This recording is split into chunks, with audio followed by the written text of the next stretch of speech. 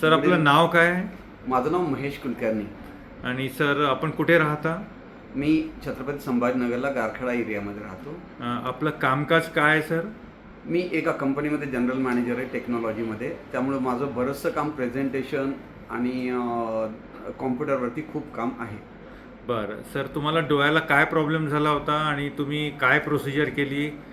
माझ्या दोन्ही डोळ्यांमध्ये मोतीबिंदू म्हणजे मला कॅटरॅक्ट करावं लागली होती. एक कॅटरॅक्ट मी 2022मध्ये केली आणि एक 2024मध्ये केली. कुठे केलं तुम्ही हे सर्व ऑपरेशन? मी सुशीला हॉस्पिटलमध्ये डॉक्टर अग्रवाल सरांनी माझे दोन्हीही ऑपरेशन्स केलेले. आणि ऑपरेशन करताना किती वेळ लागला? ऑपरेशन करताना काही त्रास झाला का? आणि ऑपरेशनसाठी तुम्ही कोणत्या प्रकारचा लेन्स म्हणजे वापरला? आणि त्यानंतरचं आत्ताचं तुमचं जे अनुभव आहे इतक्या दिवसाचा, तो थोडक्यात सांगा आम्हाला. ऑपरेशनसाठी हे अतिशय नवीन तंत्रज्ञानाप्रमाणे होतं, त्यामुळे वेळ फार कमी लागलेला आहे त्यामध्ये. आणि ऑपरेशन करताना मला फार काही अशी जाणीव झालीच नाही.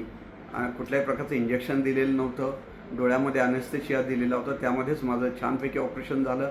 डॉक्टर माझ्याशी कंटिन्यूस बोलत होते, त्यामुळे कॉन्फिडन्स खूप जास्त होता. त्रास असा काहीही झालेला नाही आहे. मी EDOFचं सरांनी सजेस्ट केल्याप्रमाणे लेन्स वापरले. ते LUCIDISचे आहेत. लेन्स अतिशय चांगले आहेत. स्टार्टिंगला मला काही दिवस समोरच्या वाहनांचं असं थोडंसं ब्लर हे व्हायचं, पण त्यानंतर तेही दूर झालेलं आहे. आता मला लाईटचा फिलामेंटसुद्धा दिसू शकतो, एवढं क्लॅरिटी आहे.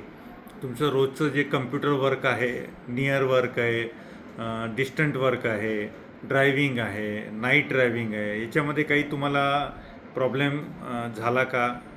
बिलकुलही नाही. मी हे सगळ्या प्रकारची हे कामं मी करतो आहे.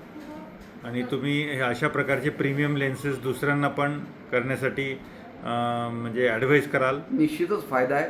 त्यापासून काही असा त्रास नाही आहे आणि क्लॅरिटी खूप जास्त आहे. मला कॅटरॅक्टनंतर अतिशय स्वच्छ आणि व्यवस्थित दिसतं आणि मी माझे सर्व काम व्यवस्थितपणे करू शकतो. Okay, thank you so much. Thank you sir.